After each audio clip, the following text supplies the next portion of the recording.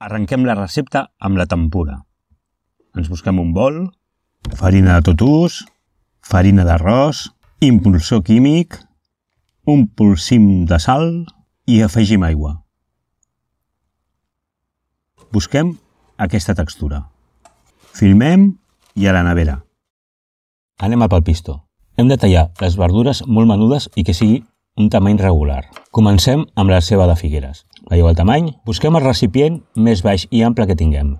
Rajolí d'oli d'oliva, foc baix i comencem a ofegar la ceba. Ho deixem al foc i anem a pels pebrots. Repetim l'operació i res. Al bol i del bol al foc. Barregem i deixem que es vagi ofegant. Anem pel carbassó i, sorprenentment, tornem a tallar bocins. I vinga cap al foc. Remenem. Anem controlant la cocció durant 30 minuts. Ara posem el foc a tope i afegim vi ranci o un xerès. Poca quantitat, no ens passem. I deixem que evapori l'alcohol. Un cop fet això, incorporem 2 tomàquets madussos sense pell ni llavors i ho deixarem coure 10 minuts més. I aquest és l'aspecte d'aquesta espècie de pisto pel farciment. Reservem. Anem a confitar el bacallà. Busquem un cassó ample. Hi posem aigua, foc al mínim, dintre posem un altre cassó més petit, sí, estem fent un bany maria, l'omplim amb abundant oli d'oliva suau i l'infusionarem amb el que vulguem. Romaní, farigola, caiena, grans d'all, el que vulguem. Busquem una cocció a 55 graus. Incorporem el bacallà amb la pell cap a dalt. Hauria d'estar uns 10 minuts. Però la senyal és veure la gelatina al fons del cassó.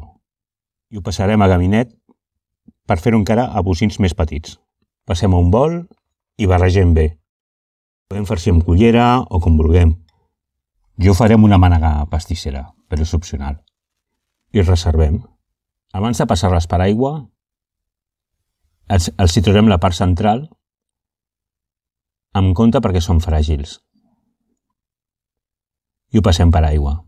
Vigileu que dintre quedi ben net, perquè ens podem trobar algun insecte. Arriba l'hora de veritat. Anem a farcir.